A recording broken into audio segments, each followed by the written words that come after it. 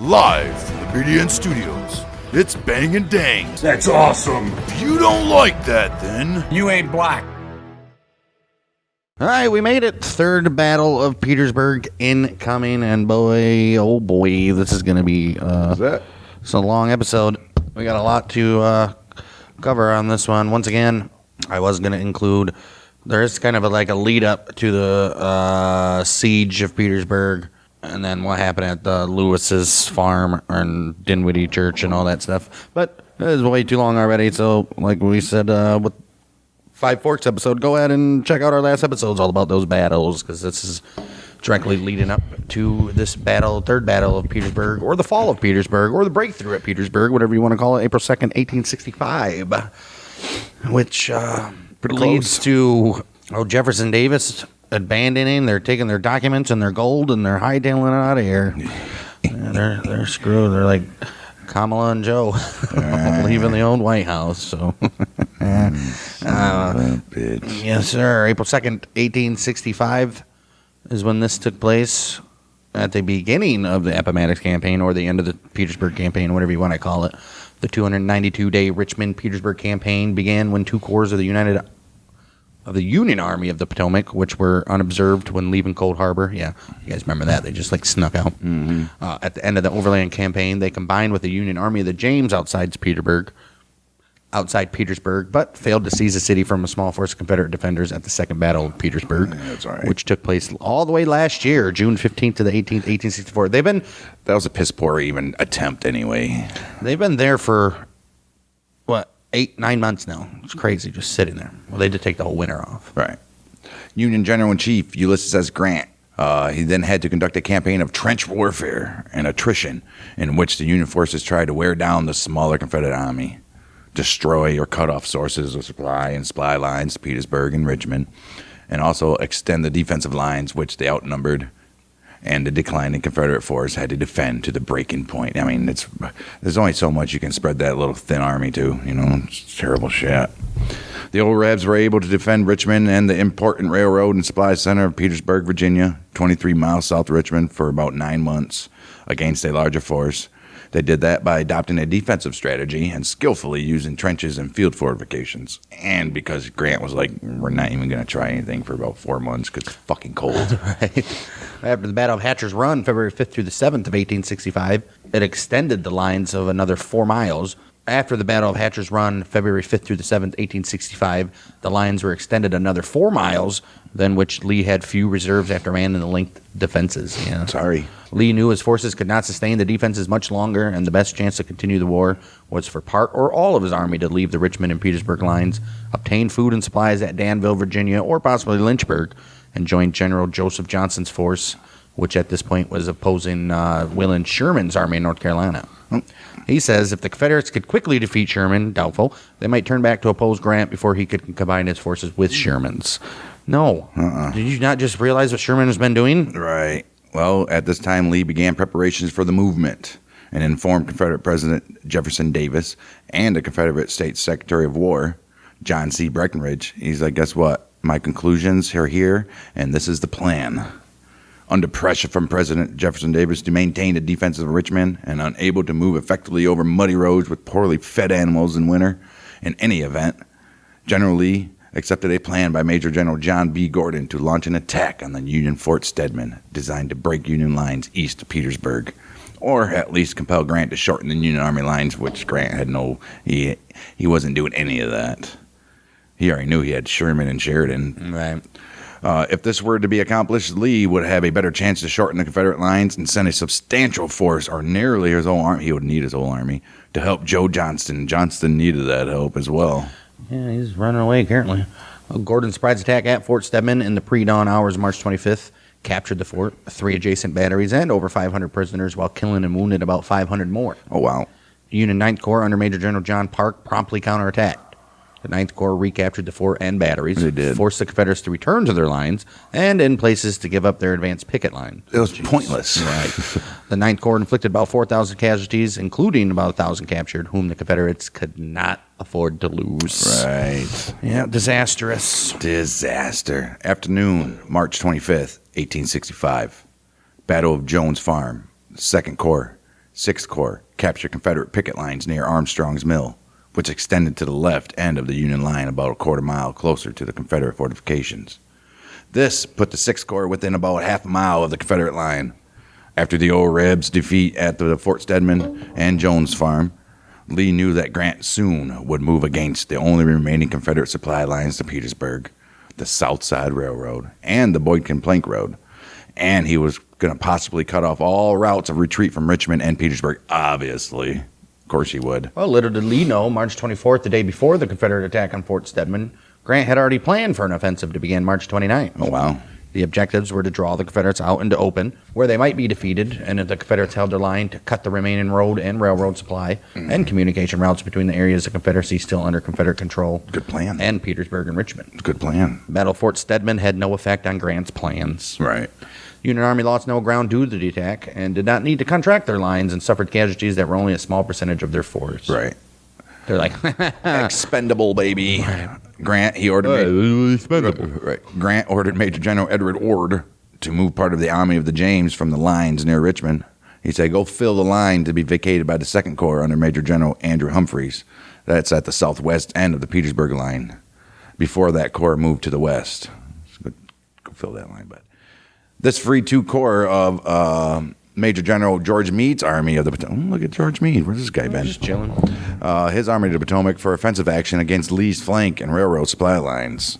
Major General Andrew Humphreys, 2nd Corps, and the 5th Corps, commanded by Major General Gouverneur Warren, were all freed up as well. Grant ordered the 2 Infantry Corps, along with Major General Philip Sheridan's Cavalry Corps, which was still designated the Army of the Shenandoah under Sheridan's command. He said, you guys go move west. Sheridan's cavalry consisted of 2 divisions commanded by Brigadier General Thomas Devon and Brigadier General George Armstrong Custer. Oh, poor guy. Who at this point right now is a brevet major general. Oh, good for him. But it's under the overall command of Brigadier General Wesley Merritt, who is a brevet major general as well. And it's also got the division of Major General George Crook detached from the Army of the Potomac. He's not a crook. Right.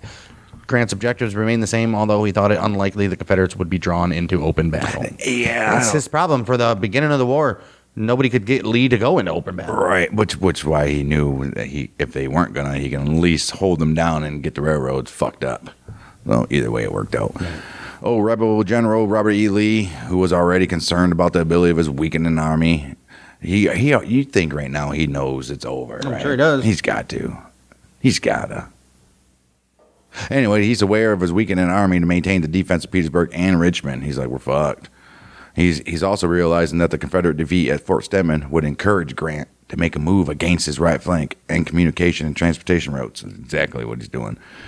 On the very morning of the 29th of March, 1865, he prepared to send some reinforcements to the western end of his line, and he began to form a mobile force of about 10,600 infantry, cavalry, and artillery. He did that under the command of Major General George Pickett and Cavalry Commander Major General Fitzhugh Lee. This force would go beyond the end of the line to protect the key junction at Five Forks in Dinwiddie County. I don't think it did. From which a Union force could access the remaining open Confederate roads and railroads, in which we all know that failed. Well, before dawn, March 29th, Warren's 5th Corps moved west to the Union and Confederate lines, while Sheridan cavalry took a longer, more southerly route towards Dinwiddie Courthouse. Humphrey's 2nd Corps filled the gap between the existing end of the Union line and the new position of Warren's Corps. Warren's Corps, led by Brigadier General Joshua Chamberlain's 1st Brigade of Brigadier General Charles Griffin's 1st Division of the 5th Corps, proceeded north on the Quaker Road toward its intersection with the Boydton Plank Road and the Confederates' nearby White Oak Road line. This led to the battles of Lewis's Farm, White Oak Road, Dinwiddie Courthouse, and Five Forks. Oh, fantastic. All of which are our last 3 episodes. Right. On the morning of April Fool's Day, Robert E. Lee sent a letter to Jefferson Davis concerning the extension. If you guys know, April Fool's Day is April 1st. Obviously. 1865, Robert E. Lee sent a letter to Jefferson Davis concerning the extension of the Union lines to Dinwiddie Courthouse. He's like, this is very concerning. He also indicated that this cut off the route to Stony Creek Depot, where the cavalry's forage was delivered. He's like, oh, wow. Lee noted that Sheridan was in position to sever the South Side Railroad and the Richmond and Danville Railroad, and that consideration must be given to evacuating their position to the James River at once. He immediately had 7 artillery pieces moved from Richmond to Petersburg. In view of the situation, Lieutenant General A.P. Hill returned to duty from an uncompleted sick leave. He's like, well, I still got time. You should have stayed sick on your leave, baby. What was he sick of? Dysentery? Sick of the shit. Dysentery or what it was called? Dysentery? Probably not. He would have been dead. He's probably, maybe. So dehydrated. All right. So dehydrated. Confederate patrols confirmed that at least the 24th Corps from the Army of the James was now in the Petersburg lines. Oh. Morning of April 1st, Lee also sent a telegram to Lieutenant General James Longstreet. Who's this guy? He's in charge of the Richmond lines. He suggested that it could go over to the attack or send part of his corps to reinforce the Petersburg lines. Oh. Lee then go over to the attack. That's what I would have done. Right. Lee then went to Lieutenant General Richard Anderson's command post at the end of the White Oak Road line and discovered that the Union force opposite that line had moved west toward Pickett's position. Uh-oh. That's not good. While Lee was at Anderson's headquarters, he received Longstreet's reply that he thought that troops should be sent to Petersburg because Union gunboats would likely stop any offensive that his force attempted to make. That makes sense. After the battle on the night of 1st of April, Fitzhugh Lee informed Robert E. Lee of the defeat and rout at Five Forks, which was from Church's Crossings near the Ford Road Junction with the South Side Railroad, where the remaining forces of Rooney Lee and Thomas Rosser joined him. That's where they all met up. Right. Lee then sent Anderson with Bushrod Johnson and his infantry to help Pickett reorganize and hold the South Side Railroad. Not going to happen. Anderson left a small force behind to try to hold the line and departed from Burgess Mill to join Fitzhugh at about 6:30 p.m. Anderson arrived at 2 a.m. on April 2nd. General Lee's intention in sending these reinforcements west was to defend the South Side Railroad at Sutherland Station. We'll have that at the end of this battle. And to block the railroad as a line of approach to Petersburg. Right. Okay, well, we got Anderson's force included 3 brigades of Major General Bushrod Johnson's division, Brigadier General Eppa Hunton's brigade of Pickett's command, and the survivors of Pickett's task force at Five Forks. The defenders remaining at the end of the White Oak Road line between Claiborne Road and Burgess's Mill were the brigades of Brigadier Generals Samuel McGowan's, William McRae's, Alfred Scales, and John R. Cooks from A.P. Hill's Corps. Yeah, Lee also ordered troops from Richmond to come to Petersburg to help defend against attacks, which he thought might be imminent. Lee ordered Longstreet to move with Major General Charles Field's division to the Petersburg defenses as well. He also ordered Major General William Mahone to send Brigadier General Nathaniel Harris's brigade to Petersburg from the Bermuda Hundred Line. Here we go. Bermuda Hundred Line, huh? All right, still kicking ass, huh? When the Battle of Five Forks ended, Colonel Horace Porter from the north, General Grant's aide and observer at the battle, he started back for Grant's headquarters at about 7:30 p.m. He excitedly reported the victory and told Grant that over 5,000 prisoners were taken. You'll never believe it. The victory at Five Forks opened the road to the South Side Railroad for the Union force to destruct, seek, and destroy. As soon as Grant learned of the victory at about 8 p.m., he ordered Major General Meade to have Major Generals Humphreys and Park ready to push against the Confederate lines to keep the old Rebs from escaping from Petersburg and converging on Sheridan's force. They didn't want that to happen. Grant, he told the officers at his headquarters that he had ordered a general assault along the lines. He goes, you know what this means, boys. Well, Meade asked Grant for clarification because Grant previously had ordered a 4 a.m. attack along all the lines. Right. Grant said both Humphreys and Park should feel for a chance to push on that night, that Humphreys should send skirmishers forward and attack if the Confederates were leaving their positions. Right. If the Confederates held their line, Grant said Humphreys should send Miles's division down White Oak Road to reinforce Sheridan then. Definitely. He said, no stop in sight, I mean, boys. we're not McClellan here. No, We're letting these guys run away. we're pushing. If we need reinforcements, we got it.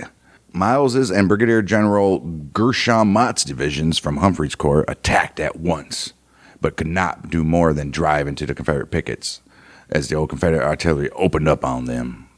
Miles' division was sent to Sheridan just before midnight, but Mott's and Brigadier General William Hayes' divisions continued probing the old Confederate line.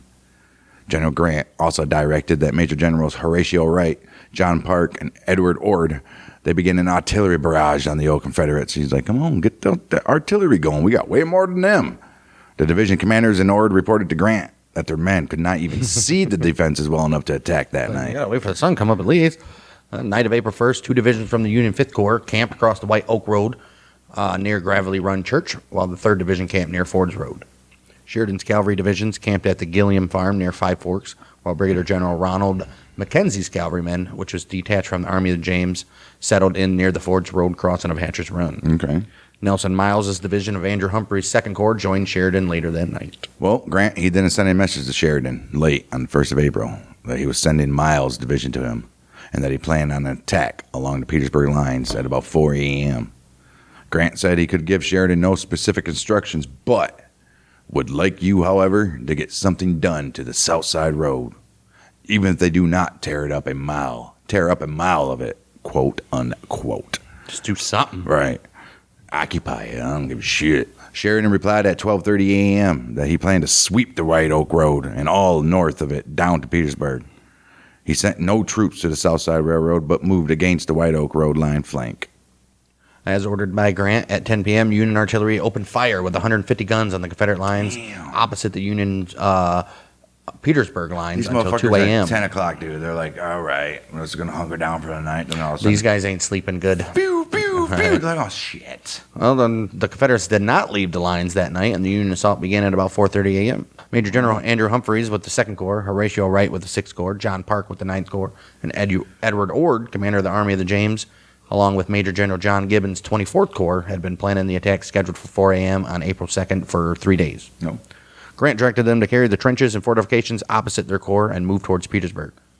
Sheridan was instructed to start at dawn and move up the White Oak Road and all north of it to Petersburg, as he had informed Grant he would do. Fantastic. Love it. Opposite Ord and Wright were the Confederate brigades of Brigadier Generals Joseph Davis under the command of Colonel Andrew Nelson, William Macomb, James H. Lane, Edward Thomas of Major General Cadmus Wilcox's division of A.P. Hill's Corps. Opposite Parke was Major General John B. Gordon's corps of about 7,600 men. Jeez. After careful planning during the 2 preceding days, Wright had chosen to attack the Confederate line from the Jones House to the left end of his line opposite Union Forts Fisher and Welch. Okay. The land between the lines of the two armies was clear of trees and had few natural obstacles, except for some marshes near the left end of Wright's line. Okay. That's fine. Yeah. To the right of the point of attack were inundated areas and strong defenses near the lead works. The Confederates had batteries sighted every few hundred yards along their line as well. Oh, here we go. Here we go. The capture of the old rebel picket line during the Battle of Jones Farm on the 25th of March put the 6th Corps close enough to the main Confederate line, with a covered approach to about within 2,500 yards of the defenses for this very attack to succeed. So that worked out. Old Jones's Farm, little battle there, was good for them. After the Battle of Jones's Farm, from the advanced position of Union line, Union Brigadier General Lewis Grant of Getty's division saw a ravine which cut through the old Confederate lines. Look at that shit. He also noted an opening in the line and a plank road across the ditch for wagons, as well as a few stakes missing in the obstacles for soldiers to pass through. When the day of the attack arrived, Grant's 1st Vermont Brigade would have its left on the ravine, and other units would be guided by the position of that brigade. Okay. During the attack, only small garrisons were left in the Union forts and trenches. Wright had about 14,000 troops to attack about 2,800 defenders over about a mile of line. Forming for mass attack just behind the Union picket line, Wright's entire corps was placed in a wedge formation about a mile wide. Jeez. So they're facing a mile line. They get a mile wide for 14,000 versus 2,800. Dude, that's like three people per men? That's crazy, dude. Crazy. Insanity. Brigadier General George W. Getty's 2nd Division was in the middle front and in advance of the other 2 brigades for the assault, while Brigadier General Frank Wheaton's 1st Division was on the right rear, and Brigadier General Truman Seymour's 3rd Division was on the left rear. Despite the close formation, brigades were to keep intervals between them, and the lines in each brigade were to be kept at least 50 paces apart. Okay.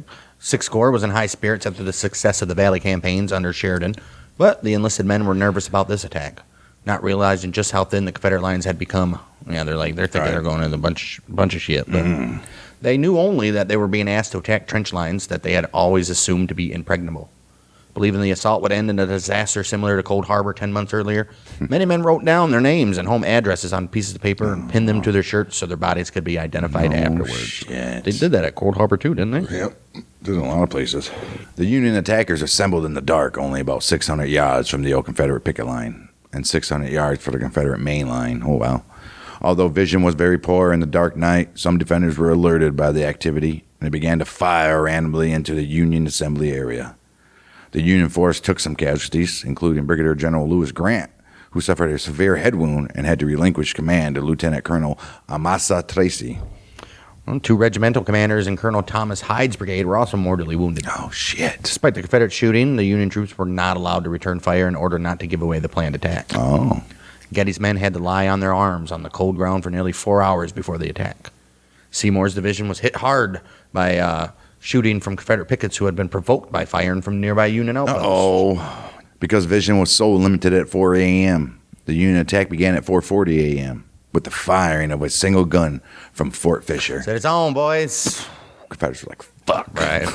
The 1st Vermont Brigade, with Colonel Amasa Tracy commanding in lieu of the injured Grant, he led the assault. He's like, let's go, boys, to do this for Lewis. Pioneers were in front to dismantle abatis and other obstructions. Artillerymen were also placed with the attackers to turn captured Confederate guns against them. An artillery battery of 4 guns was assigned to each division, with 2 others in reserve, while 3 others were left in the Union forts. Sharpshooters were also deployed with the attackers. The heavy bombardment already launched along the 9th Corps front masked the sound of the signal gun from Fort Fisher for some of the officers, though. Oh, wow. A staff officer had to hail Colonel Tracy of the Vermont Brigade to begin the attack. He said, what are you doing? Right. This attack started in such dim light that the men could still not see much beyond the extent of their own company. Oh, no. The old rebel line in front of the attackers was defended by Brigadier General James H. Lane's North Carolina Brigade. He had sharpshooters from Brigadier General Samuel McGowan's South Carolina Brigade manning the picket line. Lane's left was Brigadier General Edward Thomas's Georgia Brigade, and part of Brigadier General William McRae's North Carolina Brigade was on his right. Colonel Andrew Nelson's Mississippi Brigade, Brigadier General Samuel McGowan's South Carolina Brigade, Brigadier General William McComb Maryland and Tennessee Brigade, and other regiments of McRae's Brigade, they held other segments of the 6 miles of earthworks between Indiantown Creek and Burgess Mill. All right. The Confederate picket line was overwhelmed quickly by the Union attackers. I bet it fucking was. Despite the heavy fire from the main Confederate defenses and batteries, much of the initial artillery fire from the defenders, it was too high to even hit the Union men, but the Confederate gunners soon adjusted their range. There you go. The Vermont Brigade began to falter under the more well-directed musket and artillery fire. Oh, wow. Although the account from a soldier from the 4th Vermont Infantry stated that as many as half broke for the rear and others stopped at the pickets' rifle pits. Oh, wow. Captain Merritt Barber of the Vermont Brigade said most mustered their courage and plunged ahead, though. Oh, shit. Like, here we go, boys. The old Confederate main line was reached through openings cut away by the pioneers and existing openings left by Confederates to provide access to the fort, to the front. Many Union soldiers reached the obstructions before the pioneers and tore them away with bare hands and found small openings to pass through.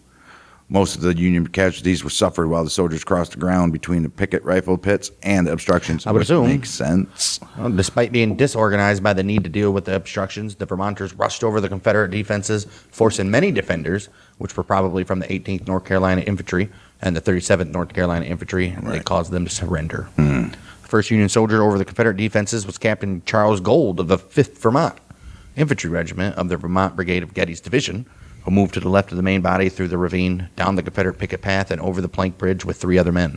He was soon followed by Lieutenant Robert Pratt and about 50 others. Well, Gold, he suffered 3 severe bayonet and sword wounds, including 2 to his head. But a rifle pointed at him point blank misfired. Look at this guy. He survived from his injuries after being helped back over the parapet by Corporal Henry H. Rector. Rector. Gold later received the Medal of Honor. Soon after Gold's rescue, Lieutenant Pratt of the 5th Vermont Infantry and several other men captured the battery. Nice. Look at that. Color Bearer Sergeant Jackson Sargent. Oh, nice. Right. He had to be, right? Right. He planted the state colors on the parapet, followed by Corporal Nelson E. Carl with the national flag of the old Stars and Stripes, baby. Old Glory. Old Glory. The 3rd New York Independent Battery of Captain William Hearn entered the captured works behind the infantry and put nearby Confederate artillery out of action within a few minutes. To the right of the ravine, the main attack of the Vermont Brigade soon expanded the breach in the Confederate works. While the Vermont Brigade breached the Confederate line on the left flank of the Union attack, to the right, Colonel Thomas Hyde's brigade became disorganized in the darkness. Well, you can never have them all do good at the same time. Right. Well, ultimately, the men who maintained the attack and reached the fortifications, they jumped over the works and broke the Confederate line anyway. To the right of Hyde's brigade, Colonel James Warner's brigade's lead regiment, the 102nd Pennsylvania Infantry, well, they became disorientated in the near darkness and over the swampy ground after taking the rifle pits. They're like, what do we do? They were like, hoo-dee-hoo. Just after Colonel Tracy's and Hyde's men had broken the Confederate line, the 139th Pennsylvania Infantry Regiment under Major James McGregor, they closed the gap with the 102nd Pennsylvania Infantry and moved forward with some of their men and the 93rd Pennsylvania. Look at that shit.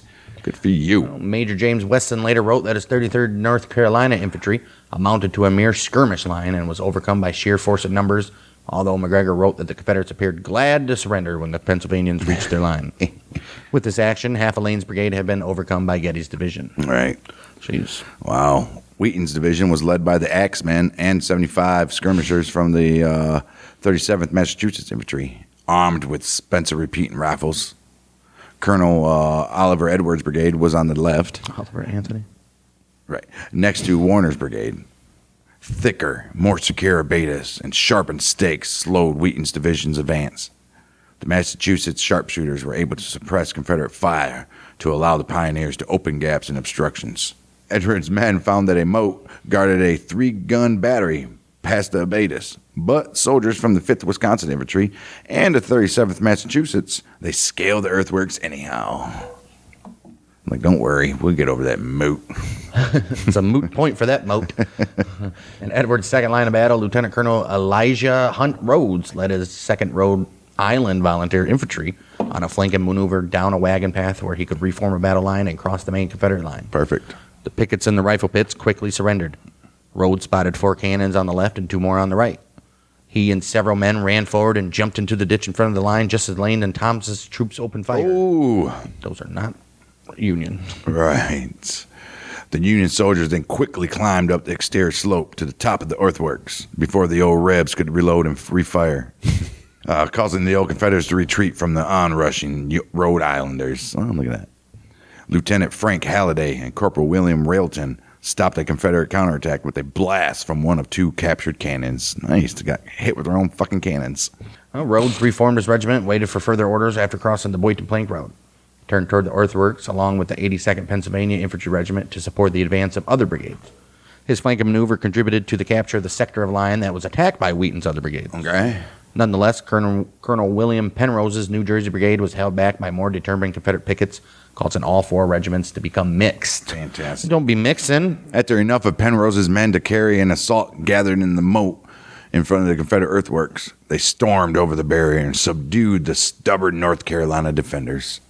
To the right of Penrose's brigade, which was Colonel Joseph Hamblin's brigade, they had the longest distance to cross before reaching the old rebel line, which was held at that point by Brigadier General Edward L. Thomas's Georgia Brigade. The attack was covered by sharpshooters led by Captain James Stewart from the 49th Pennsylvania Infantry, who were armed with Spencer repeater rifles. Brigade had to overcome a line of Chevaux de Frise, followed by a line of abatis. Fantastic. It's those little... Right. They look like the little X wood things. Look like spiky jacks. Things. Look like jacks. Right. Unlike the other brigades, Wheaton's division, Hamlin's brigade, did not need to engage in hand-to-hand combat to overcome the defenders, many of whom were retreating from flank fire from Union soldiers in adjacent Confederate trenches that had already been occupied. Right. Some of Hamlin's men headed for the South Side Railroad to the north, but most turned right and advanced towards Petersburg. Wheaton's advance had been supported by the important counter-battery work by a section of Battery H, 1st Rhode Island Light Artillery. For you guys. Right. On the very left of the 6th Corps formation, Truman Seymour's division. Seymour! Right. Led by Colonel J. Warren Keifer's brigade. They dispersed McRae's North Carolina brigade. Keifer directed his leading regiment to pass through an opening in the obstructions which Union soldiers had spotted earlier. Keifer's front ranks drove through the old Confederate pickets with unloaded rifles and moved toward the abatis in front of the main line. Wow.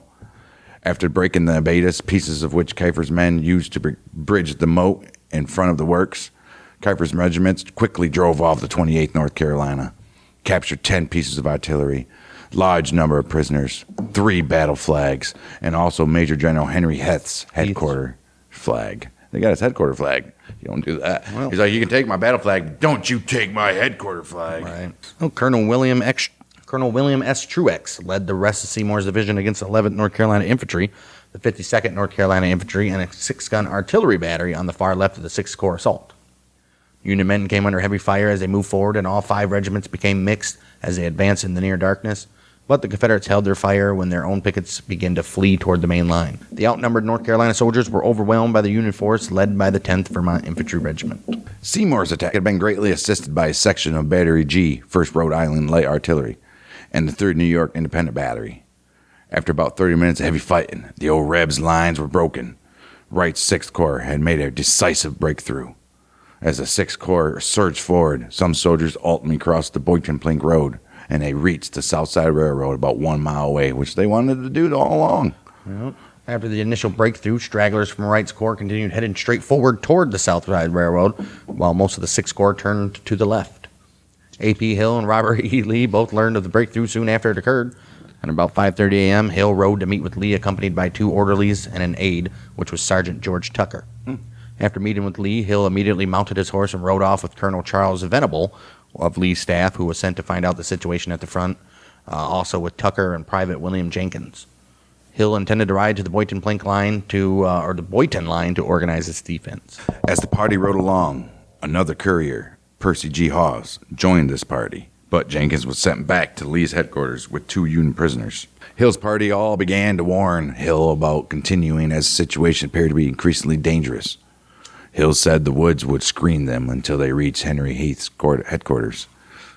When they came in contact with the Confederate Artillery Lieutenant Colonel William Pogue, arriving from Richmond lines, Hill ordered Venable to take Pogue to protect Lee's headquarters at Edge Hill. He's like, go, buddy, go. At Venable's request, Hawes joined him, leaving only Tucker with Hill.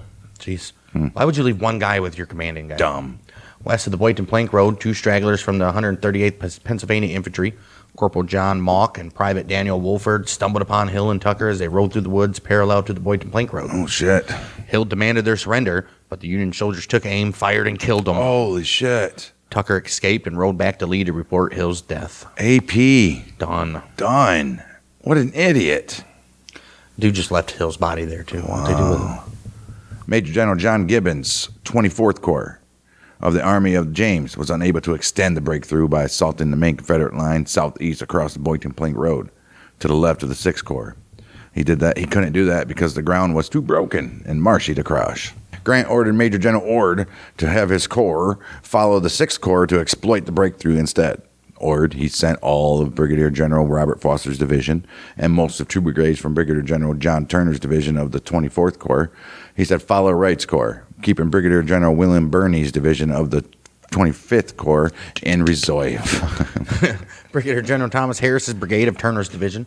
They captured a section of the Confederate line southwest of Wright's breakthrough after the defenders had evacuated. Look at that shit. Screened by men of the 49th Pennsylvania Infantry, armed with Spencer repeating rifles, several regiments of Colonel Joseph Hamblin's brigade, which included the 109th Pennsylvania Infantry and the 65th New York Infantry, they advanced to the north, which was to the right side as well. To the right, but to the north. These regiments drove Brigadier General Edward Thomas's Georgia Brigade back toward the inner defense of Petersburg. Wright left Hamblin's brigade to guard the captured line as he reorganized most of the remaining men of the Corps to move south. The Army of the Potomac commander, Major General George Meade, had not given Major General Wright specific orders to govern his actions after a breakthrough, telling him only to be guided by the situation developed by the operations of other divisions. Which means keep on moving. That, or be aware of your surroundings and be a general. Right. After his breakthrough, the Wright had to reorganize his corps, which was scattered during the breakthrough in order to proceed. Some men had advanced past the Boynton Plank Road to the South Side Railroad, where they found and burned a small wagon train, cut telegraph lines, and even dislodged a few rails. Look at these guys. While some regiments stopped along the Confederate works to collect prisoners, many stragglers continued forward. Many 6th Corps men congregated at or near the Boynton Plank Road. Okay, fantastic. Yeah, right. Yeah, it was right. Wright and his officers brought some order to 7 brigades and turned this large part of his corps to the left to deal with the troops of Major General Henry Heath's division, still holding the old rebel line to the southwest with about 1,600 men. From the position on the Confederate flank and in the rear, Wright's 7 brigades formed into a battle line as far as Boynton Plank Road to move against Heath's men. Confederate Brigadier General William McComb's brigade faced northwest with its right on the Boynton Plank Road line to meet the threat from Wright's division. There we go, boys. Come on, motherfuckers. You guys want to do this? Let's fucking do it. The 6th Corps attackers rode past them and captured Confederate Fort Davis, but lost it back to McComb's counterattack about 20 minutes later. Wright's men attacked again at 7 a.m., swept Heath's men from their defenses, and then moved forward toward Hatcher's Run. By 7:45 a.m., Heath and the remaining men of his division, with only Cook's brigade mostly intact, were withdrawn toward Sutherland Station. Most of Cook's brigade had withdrawn when Division Commander Brigadier General John Turner's 3rd Brigade, which was under Brigadier General Thomas Harris, charged a section of Cook's line northeast of Hatcher's Run, capturing 2 guns, 3 battle flags, and 30 officers and men. Mm-hmm. By 9 a.m., Wright, he realized that there was very little more that his corps could do at the Hatcher's Run end of the line. and that Humphrey's Second Corps was moving against this sector of the Confederate line in any event. He's like, Humphreys will be here. Let's go do something else. At about the same time, Thomas Harris's brigade learned of Wright's general advance. When the 24th Corps allowed the 6th Corps advance, Followed. right. When the 24th Corps followed the 6th Corps advance, Major General Ord sent an engineer, Lieutenant Colonel Peter Mitchie. He said, go find a location for a defensive line in the event of the Confederates' counterattack. Well, instead, Mitchie ordered Ord's troops forward when he saw the 6th Corps' accomplishment. He's like, we don't need to do that. Okay, we're good. Which led to the meeting of Ord and Gibbon with Wright. Oh, shit. When Wright met Ord and Gibbon in the Confederate works, they decided that since the Confederate defense had collapsed, they would turn their combined force towards the city. Why not? By about 10 a.m., Ord and Wright were moving 15,000 men in a line facing northeast, with Ord on the right, Wright on the left. Wright's like, I don't want to be on the right. Right. It's too cliche. Right. As they advanced toward the city with the idea of attempting to break the western defenses of Petersburg. Dude, that's just insane. You got 15 people lined up. 15,000 people. Right. It's just insanity. I mean, if you guys, I'm sure if you're listening to this, you've watched many Civil War movies or seen pictures or anything, but just watching these guys lined up in their freaking little brigades and shit, dude, it's insane. It's just a line full of fuckers coming ready to shoot your ass, and they're massive amounts. It's actually incredible to watch. That's why I think everybody went and started watching. What was it, the first battle? Yeah, until that in Gettysburg, until they realized, wow, people are actually getting their heads fucking blown off and shit. And they're like, oh, isn't this so cool? It's not as Look at them. not as cool as we thought it was going to be. Wait, they're actually shooting at each other. I thought they were just going to talk. Right. No, not today, Charlie. As the 6th Corps approached the Whitworth House near the Appomattox River, Major General Gibbons of the 24th Corps was allowed to pass them and lead the move toward the city. Look at that. Look at you, Gibbons. The 6th Corps deployed in support of the 24th Corps, but instead of being able to rest, the troops on the north end of the line would have to deal with the old rebel artillery fire protecting Lee's headquarters at the Turnbull House on Edge Hill. Got to protect Lee's headquarters. Right, he's like right fucking there. Confederates from Brigadier General William Cox's brigade of Major General Brian Grimes' division of the 2nd Corps held the Confederate line to the east of the broken Confederate main line. Except for Colonel Joseph Hamlin's brigade holding the captured sector of the line, the 6th Corps had turned to the southwest, so Cox's brigade was not immediately attacked, nor did Cox counterattack Hamlin. All right. When Brigadier General Lane, he withdrew from his position, he met Major General Cadmus Wilcox near Fort Greig. Fort Greig. Wilcox insisted on attempting to reclaim the Confederate lines, or at least to block a further breakthrough. Near Fort Greig, Wilcox and Lane assembled about 600 fugitives of Lane's and Thomas's brigade from the 6th Corps breakthrough. Fantastic. From this position north of the main line, the Confederates attacked about 80 men of Hamlin's brigade under the command of Lieutenant Colonel Henry Fisk and John Hoppe, who were holding the end of the captured line. Okay. The Union soldiers withdrew in the face of this large force, leaving 2 captured guns behind. Oh, wow. Lane's men then formed a line facing west along Church Road perpendicular to the old line.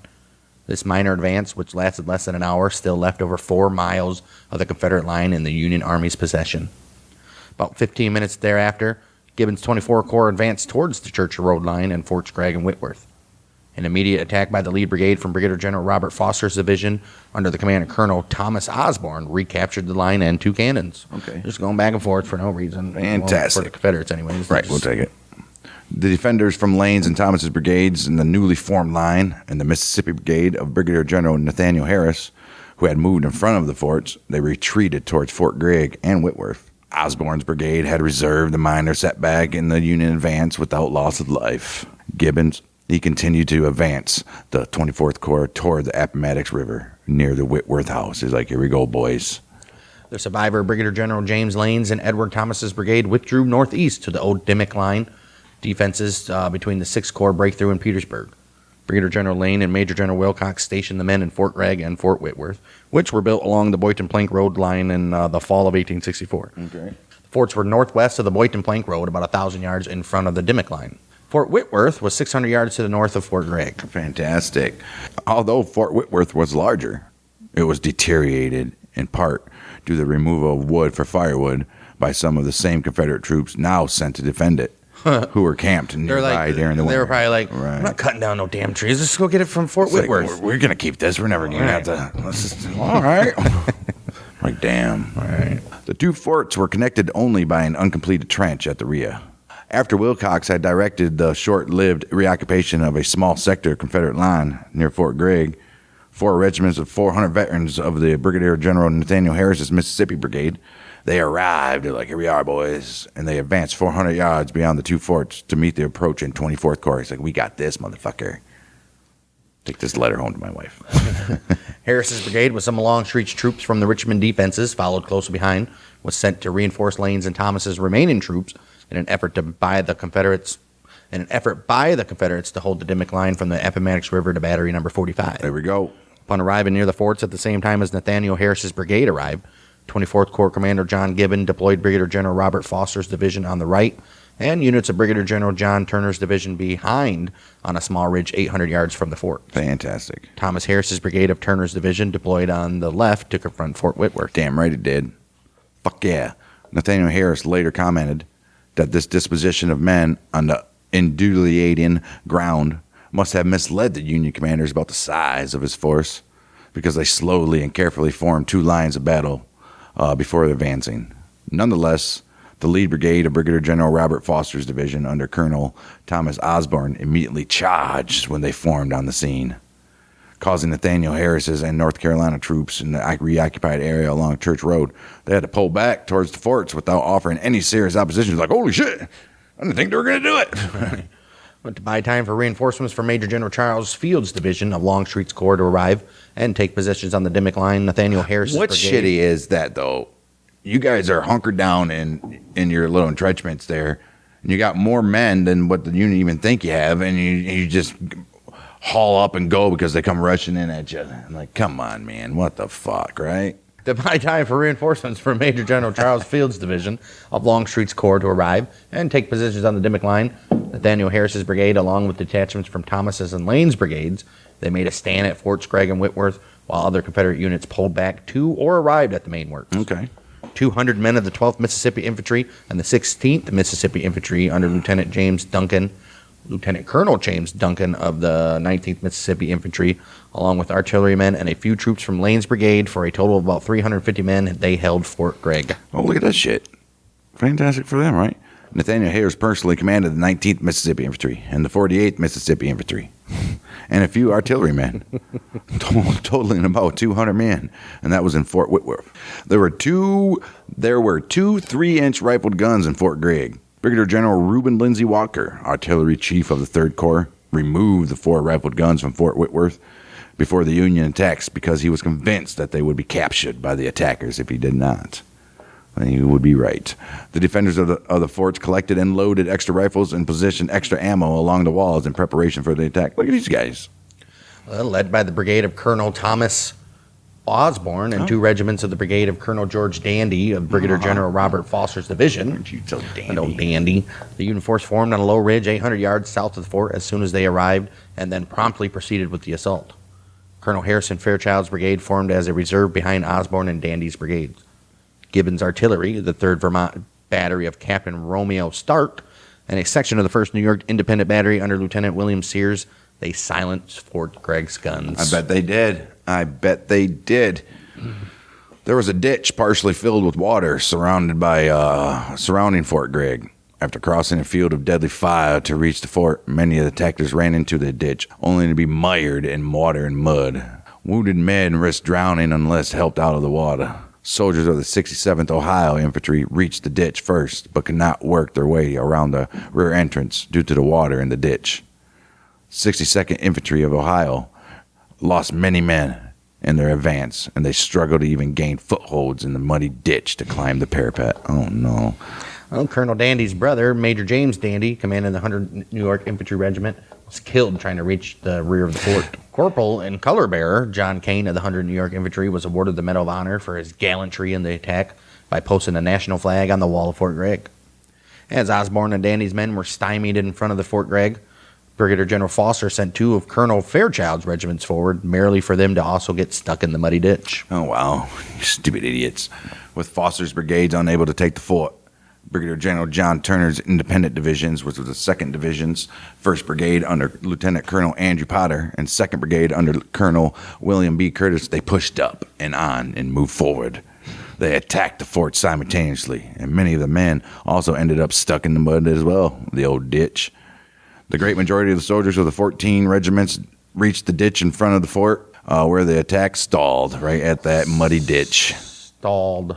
A total force of 4,000 men had attacked Fort Gregg, struggling for up to a half hour to gain entry as the defenders threw dirt, stones, various kinds of missiles, including rolled artillery shells across the parapet onto their heads. Oh, wow. Nathaniel Harris and other Confederate veterans later said that the defenders beat off 3 or 4 attacks before the attackers reached the ditch, while Union accounts have the attackers reaching the ditch on the first assault, though with significant losses. Either way. Right.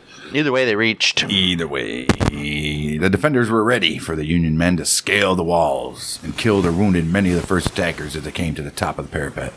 Eventually, old Bluecoats found the uncompleted short trench in back of the fort, which allowed them an easier opportunity to climb onto the fort's parapet. The mass of men in the ditch had to move or be killed, so they started to scale the walls and rushed around the moat to find the unfinished trench or sally port in the rear.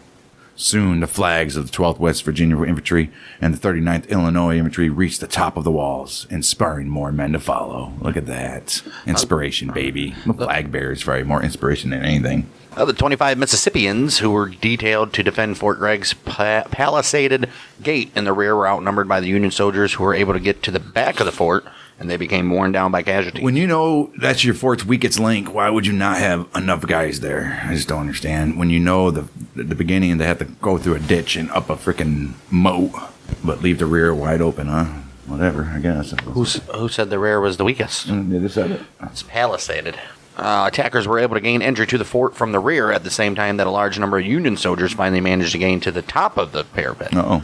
Soldiers of the 12th West Virginia Infantry Regiment were the first to cross into the fort after their flag had been planted at the top of the wall. Oh, shit. Nothing like planting your flag on somebody else's territory. Son of a bitch. After several bayonet charges, the old Bluecoats attackers finally carried the works by sheer force of numbers. And after desperate hand-to-hand combat, forced the surviving defenders to surrender. Union veterans reported that the interior of the fort was a pool of blood with dead and dying men strewn about and in its small area. By the time the surviving Confederates finally surrendered, it was just bodies everywhere. Oh, my. As the assault on Fort Gregg concluded, Turner's 3rd Brigade, under Brigadier General Thomas Harris, attacked Fort Whitworth, where Confederate Brigadier General Nathaniel Harris was in command. Nice. The defenders of Fort Whitworth had been shooting at the left and rear of the Union force gathered at the western fringes of Fort Gregg, while the battle for that fort continued. Thomas Harris's troop fired into Fort Whitworth, but did not try to storm it during the battle for Fort Gregg. Okay. We'll take one at a time. Right. Well, Fort Whitworth, it fell soon after Fort Gregg was taken. As the battle for Fort Gregg was ending, Wilcox had ordered the defenders to retreat from Fort Whitworth. Only 69 or 70 Confederates were left to surrender by the time Brigadier General Thomas Harris's men finally charged Fort Whitworth and easily entered it, finding only 2 dead and 2 wounded Confederate soldiers, with those who were left to surrender. About 15 other Confederate prisoners were taken outside the fort as well. Gibbon reported that 55 Confederates were killed at Fort Gregg and about 300 captured, many of them wounded, along with 2 guns and several flags. Oh, shit. Gibbon's loss for the day, mostly at the 2 forts, was 122 killed, 592 wounded, for a total of 714. The entire attack on Fort Gregg took about 2 hours. Yeah. Yet, the defenders of Forts Gregg and Whitworth bought some valuable time, which allowed Field's division and a few other defenders to occupy the Dimmock Line defenses. Uh-oh. As Confederate reinforcements arrived, Field's division of Longstreet's Corps, 2 brigades from Gordon's Corps, and some of General Wilcox's men occupied the main Confederate works on that Dimmock Line. Gotta go there now. Yep. When the 6th Corps advanced to Gibbon's left at the start of the attack on Fort Gregg, only Confederate artillery fire from Lieutenant Colonel William Pogue's battery, directed by Confederate Staff Officer Giles Buckner Cook, they opposed that. The battery was operating from a position next to Lee's command post at the Turnbull House, also known as the Edge Hill, located west of Rowick Creek, in front of the Dimmock Line. Getty's division had moved near the Turnbull House with limited protection from Pogue's artillery. Well, Getty determined to attack the 13 guns that were turned against his division from that location. All right. Getty's first attack was turned back by heavy canister fire from the 13 guns. He then directed Colonel Edwards' brigade to attack the artillery with an assault on its right flank, while Colonel Hyde's brigade would attack on the left and front. Okay. Hyde's men successfully outflanked the batteries, leading to the withdrawal of the gunners and the 9 guns that had not been immobilized. Disaster. Oh, man. Field's division occupied the Dimmock Line as the Confederate artillerists fled to the Turnbull House, while General Lee also rode from the Turnbull House to the protection of the Dimmock Line as the 6th Corps infantrymen approached close enough to see him leave. Jeez. After the old Rebs evacuated Edge Hill, it was occupied by the 6th Corps brigades that very evening. 6th Corps and the 24th Corps, then formed a continuous line opposite the Dimmock Works. Mott's division from the 2nd Corps filled in on the Whitworth Farm after Seymour's division was sent that very evening to reinforce Park's 9th Corps. Uh-oh. At the urging of Getty staff officer Lieutenant Colonel Hazard Stevens, Colonel Hyde, and Colonel Penrose of the New Jersey Brigade, they led their men toward the newly arrived Confederates with the intention of attacking. Union commanders reconsidered after Penrose was knocked from his horse when a bullet struck his belt buckle. Oh, shit. After dealing with more artillery fire from across the Appomattox River, General Grant ordered the exhausted 6th Corps, said, "Get some rest, boys." Right. Which they ended up doing after completing some fortifications near the Turnbull House. Okay. You earned it. When General Lee learned of the 6th Corps breakthrough, he notified Confederate President Jefferson Davis that he would be forced to abandon Richmond and Petersburg and head toward Danville that very night. Uh-oh. Initially, Lee sent a telegram to Confederate Secretary of War John Breckinridge, which stated this: "I see no prospect of doing more than holding our position here until night. I'm not certain I can do that. If I can, I shall withdraw tonight north of the Appomattox, and, if possible, it will be better to withdraw the whole line tonight from James River. I advise that all preparations be made for leaving Richmond tonight. I will advise you later according to circumstances." Oh, wow. Well, that's not grim. Oh, wow. Breckinridge received the telegram at about 10:40 a.m., forwarded it to Davis, who received it while on the way to a worship service at St. Paul's Episcopal Church in Richmond. The later telegram was received by Davis while at the worship service, and it read, "I think it is absolutely necessary that we should abandon our position tonight. I have given all the necessary orders on the subject to the troops, and the operation, though difficult, I hope will be performed successfully. I have directed General Stevens to send me an officer to your Excellency, to explain the routes to you by which the troops will be moved to Amelia Courthouse, and furnish you with a guide and any assistance that you may require for yourself." Well, then Davis immediately began preparations for the Confederate government and such archives as could be transported to leave Richmond for Danville that night via the Richmond and Danville Railroad. Yeah, at this point, these guys are like, we are screwed. Wow. Meanwhile, the Union Army's 9th Corps under Major General John Parke occupied the original trenches, which was east of Petersburg, that were captured in June of 1864. Facing Parke was a strong Confederate position along the Jerusalem Plank Road, dominated by Fort Mahone, which is strengthened from the Fort of Battery 29 and named after Major General William Mahone, also known as Fort Damnation. This was covered by batteries in 6 redoubts and manned by forces of Major General John B. Gordon. The fort was connected to the main Confederate line by a covered way. The Confederates had built a strong secondary line about a quarter of a mile behind their main line. Union Fort Sedgwick was about 500 yards from Fort Mahone. Since much of the recent action had occurred west of Petersburg, in particular the Battle of Five Forks, the Confederate strength due south and east of Petersburg was considerably weakened. Gordon noted only 5,500 men were available to hold over 6 miles of line. Major General Brian Grimes' division of 2,200 men held 3.5 miles between the crater and battery number 45, which included the defenses around Fort Mahone. Fantastic. Although lightly manned, the positions between batteries 25 and 30, especially Fort Mahone, which is battery 29, where Parke was to attack, had been considerably strengthened since their initial construction. Even if unsuccessful on the morning of the 2nd of April, a simultaneous assault here would occupy these Confederate troops and prevent them from being shifted westward. All right, so either way, you just got to get them. Night of April 1st, 1865, 11 p.m., Parke sent men from Brigadier General Simon Griffin's brigade of Brigadier General Robert B. Potter's division. He sent them forward from a point near Fort Sedgwick, also known as Fort Hill. He said to go take Grimes' picket line. You do that right now. Well, they did indeed. They captured 249 officers and men, which is about half of Colonel Edwin Hobson's brigade in the process. Damn. Parke was still quite concerned about trying to assault these works and pointedly asked that the offensive be canceled since the element of surprise had been lost. No, keep on going. Early artillery fire starting at 10 p.m. on April 1st and the attack on the picket line and subsequent skirmishing had put the defenders on alert. Damn right it did. When Parke did not receive a favorable reply to his request for cancellation, he said, "Send 18 regiments forward, boys." Do it, man. He must have been under McClellan for a long time. All right. Brigadier General Robert Potter's division was to the west of Jerusalem Plank Road. Brigadier General John Hartranft's division was to the east of Fort Sedgwick. Brigadier General Orlando Wilcox sent 3 regiments from his division to cover Hartranft's right flank with the rest of his regiments in reserve, but demonstrating between the crater and the Appomattox River. Okay, cool. All those brigadier generals I just mentioned were later become brevet major generals. Well, they currently are, but yes. Potter and Hartranft both put axemen in front of their forces to dismantle obstructions. Shredding on them guitars. Right. Son of a bitch. Park's attackers moved forward into a mist at about 4 a.m. Thomas Beals, with 3 companies of the 31st Maine Infantry Regiment, they led the attack of Potter's division on battery number 28. Fantastic. After the pioneers chopped through the Chauvet de Frise. Yeah. The little spiky things. Right. Jacks. Yeah. The ditch in front of the battery was filled with water, so after some Union attackers fell in, others moved around the west side of the battery and captured its small garrison. Or just walked over the ones that fell in. I was going to say, like... All right. Man. Taking artillery fire from the 2nd Confederate line, the Union troops then moved along the main line toward Fort Mahone. Hartranft's division had similar success, taking battery number 27. Harriman's 3 regiments from Wilcox's division took 5 guns, 68 prisoners at battery number 25. The old Bluecoats captured Miller's salient, but then had to fight from traverse to traverse along the trenches. Traverse. Cornelius Robinson Jr., he led the 3rd Regiment Alabama Infantry to the right when Hartranft and Harriman's men got to the line, positioning them that the Union attackers could be enfiladed by artillery fire from the 2nd Confederate line. Okay.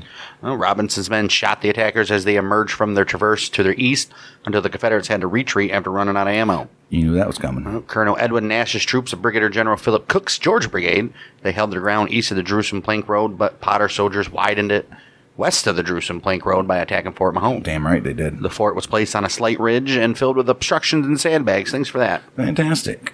Union Colonel John Curtin's brigade assaulted the fort from the rear, as well as across the ditch and over the parapet, capturing 3 guns and several prisoners.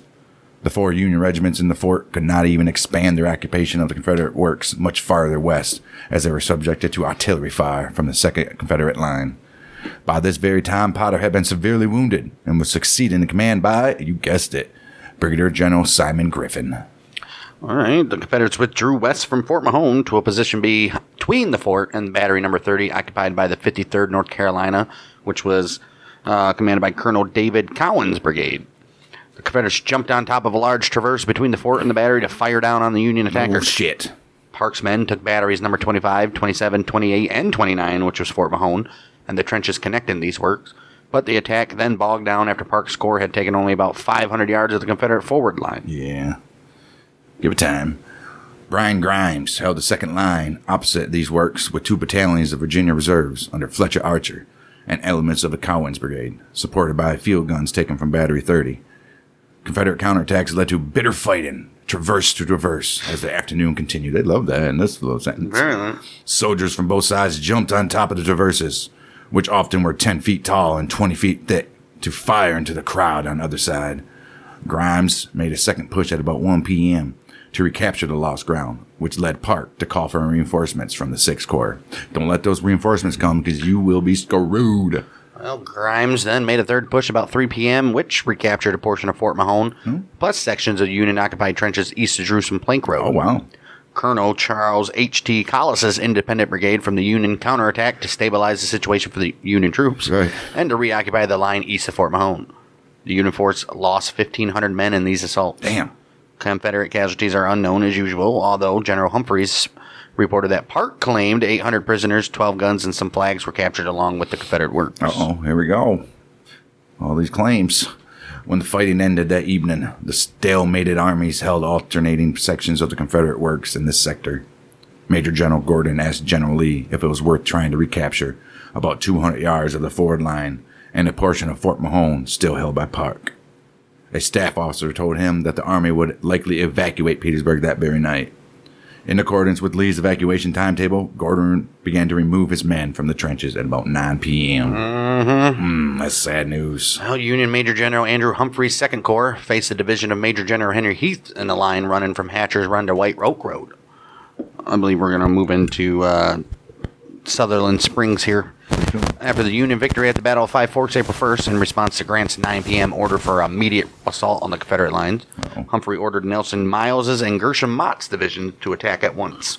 They could not do more than drive in the Confederate pickets as Confederate artillery opened up on them. Then, as Grant had ordered, Miles' division was sent to Sheridan just before midnight, but Mott's and Hayes' division continued probing the Confederate line. Ooh-wee.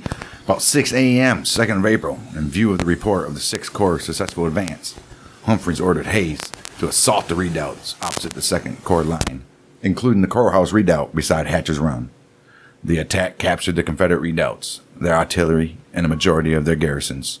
At about 7:30 a.m., Mott captured the Confederate picket line at the Burgess Mill, and at about 8:30 a.m., Mott sharply attacked the Confederate trenches on their right flank, which then were rapidly evacuated. I mean, it's just a rout now.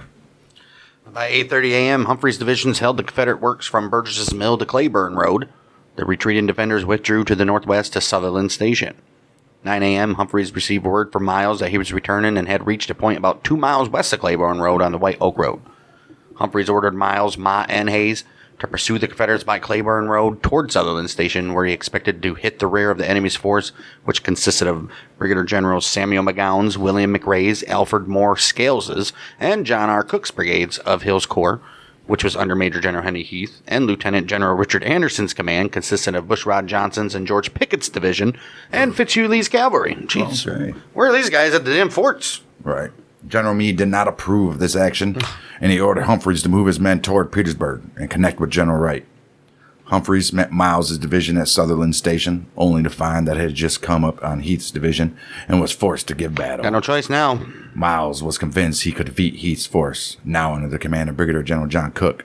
Well, that's because Heath had been called to Petersburg to take charge of A.P. Hill's corps due to Hill's death. Oh, I forgot. A.P. Hill made it this far. Gone. Poor guy. Later, Humphrey said he met Sheridan at the time he met Miles, and that Sheridan said Miles was still under his command. Uh-oh. Sheridan later said that he relinquished command to Humphreys. Okay. Oh. In any event, Humphreys and Sheridan left Miles alone with about 8,000 troops and 4 brigades to the task of fighting Cook's force at the Battle of Sutherland Station. No. Humphreys then went back to join his 2 other divisions on the road to Petersburg. Without support from the rest of the 2nd Corps or the 5th Corps, Miles would soon face a hard task against the well-positioned Confederates. Uh-oh, here we go. Cook, who had 4 brigades totaling 1,200 men, had been ordered by Heath to protect the supply trains already parked at Sutherland Station. Heath, he left Cook in command before the battle started. He said, "Report to Lee's headquarters, will ya?" Cook's men threw up a slender line of earthworks about a half a mile long, the Cox Road parallel to the railroad, with an open field about 700 yards with a slight slope in front. Heath had placed Cook's men on favorable ground between Sutherland Tavern and Oak Run Methodist Church, with a refused left flank and his sharpshooters deployed in front as skirmishers. The entire rebel force at Sutherland Station was estimated by a staff officer as about 4,000 men. Still, wow. Miles first attacked Cook and Hyman with only Colonel Henry J. Medill's brigade. Medill's men were exhausted from a night and morning of marching, and Medill himself was severely wounded as the attack was repulsed despite a determined showing by the attackers. Right. Then Miles attacked McRae and McGowan again with Medill's brigade, now under the command of Colonel Clinton McDougal and Colonel Robert Nugent's brigade. Okay. All right, can't scratch fever, baby. Right. The 2 brigades again were repulsed, with Colonel McDougal being wounded. After an interval to regroup, Miles finally overcame the Confederate right with an attack at about 4 p.m. He did that by a strong skirmish line. McDougal's and Nugent's brigades and Lieutenant Colonel John Ramsey's brigade capturing 600 prisoners, 2 guns, and guess what? Get that battle flag. Battle flag, baby. Capture that flag, bitches. McGowan's men finally gave away, and Cook's brigades collapsed from west to east, or east to west, with although Cook's own brigade was farthest from the end of the line Left to right. and withdrew in better order than the other survivors who managed to escape. The Confederates who did not become casualties or prisoners retreated toward the Appomattox River, moving mostly in disorder towards the Amelia Courthouse. The Southside Railroad, the final supply line to Petersburg, had been permanently severed by the Union Army. It's over with. I mean, come on, Lee. Probably just waiting for Jefferson Davis to get all those archives of Richmond. Piece of shit. But most of Miles' men were too exhausted to even pursue the old Confederate fugitives. Besides, Miles understood that Sheridan had ordered his men to drive the enemy toward Petersburg anyhow, so he turned his division in that direction. About 2:30 p.m., Meade learned of Miles' difficulties and ordered Humphreys to take one of his divisions back to Sutherland Station to support Miles. So you Meade, if you would have just fucking left him there, I mean, it didn't matter. Miles did it. Right. By that time, Humphreys arrived back to Sutherland Station with Hayes' division. He found out that Miles' final attack had been successful and didn't even need him. Sure did. Well, Miles and Hayes camped near Sutherland Station to protect the railroad. Humphreys later wrote that the whole Confederate force probably would have been captured if the Second Corps had been able to continue to Southern Station that morning. Yep. See, Meade? Other than the 600 taken prisoners, Confederate casualties at Sutherland Station are unknown. Miles had 366. Sheridan's cavalry and the 5th Corps did little more than occupy the vacated works along the White Oak Road after both the Confederates and the 2nd Corps left the area. Wow, the Union forces lost 3,936 men on the 2nd of April, 1865. The old rebels were at least 5,000, most of them taken prisoner. After Petersburg trenches were overrun, many bluecoats were shocked to discover the bodies of old men and boys as young as 14, evidence of how desperate the Confederacy was for manpower. Jeez. Union Army Chief Engineer John Barnard estimated Union casualties in the 6th Corps breakthrough at about 1,100 killed and wounded, all of which occurred in the space of about 15 minutes, quote, unquote. Well, Confederate casualties are unknown, of course, but the majority of them were taken prisoner rather than killed or wounded. Wright's breakthrough severed the South Side Railroad near Petersburg.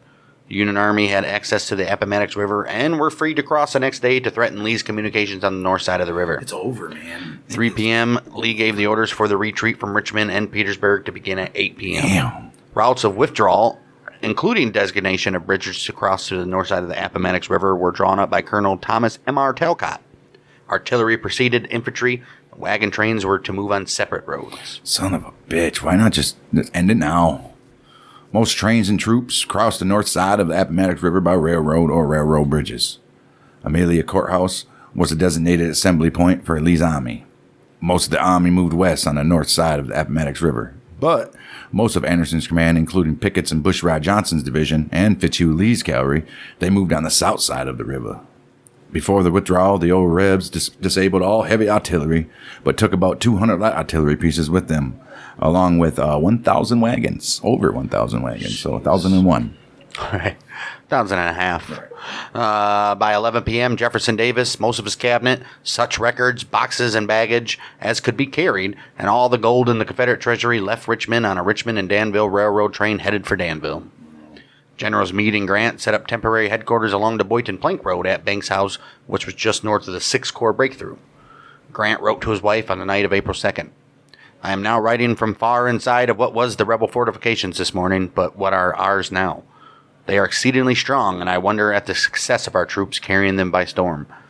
But they did it, and without any great loss. Altogether, this has been one of the greatest victories of the war. Greatest because it is over what the rebels have always regarded as their most invincible army, and the one used for the defense of their capital. Yeah, we may have some more hard work, but I hope not. No, you don't. You don't. In preparation for a final assault on the old rebel lines and presumed capture of the city, General Grant ordered a furious bombardment to begin at 5 a.m. the very next day, which is the 3rd of April, to be followed by another assault at 6 a.m. At about 3 a.m., however, the Union commanders found out that Lee had abandoned his entrenchments, making a further assault on the Richmond and Petersburg lines. It's not even necessary. No need to. Grant also wanted Sheridan to push the 5th Corps and his cavalry north of Appomattox as quickly as possible on the 3rd. The Confederate capital, Richmond, now unprotected by Lee's army, fell to Union forces along with Petersburg, April 3rd, 1865. Look at that. Between 10:30 a.m. and 11 a.m., General Grant met with President Lincoln at the residence of Thomas Wallace, who was the president of the Petersburg branch of the Exchange Bank of Virginia and a former Whig politician who had been acquainted with Lincoln. Okay. Oh, wow. In the meeting, when the meeting concluded about 90 minutes later, Lincoln started his return to City Point, and Grant moved west to catch up with his army in pursuit of Lee's army. This retreat, like we all know, would lead to the surrender of Lee's army at the Appomattox Courthouse on April 9th. Only 6 days from now. And Lee knew it has been done since 1863, when Gettysburg was demolished. Pretty much. And Vicksburg. No, Vicksburg, Confederates won. That is crazy. Man. Just like that. Done. Over. Well, coming up next week, we'll have the Battle of the Namazine Church. Still there today. We'll have the Namazine Church, Amelia Springs, Battle of Rice's Station, and maybe even the Battle of Sailor's Creek. Right. Either that, there's going to be 3 episodes away from that Battle of Appomattox Courthouse, and I would guess no more than 6 episodes left of this, all the retelling of the battles that we're giving you here today. So at least 3 to 4 battles next week, And yeah, we're winding down. We're winding down before we start profiling some of these war figures after we're done with the war itself. And that's it. Remember to subscribe to our YouTube. Check us out. Do some things. Share us with your friends, all that good stuff. And we'll see you next week for some more Battles of the American Civil War. We are the Month of Michiganders. We Dang.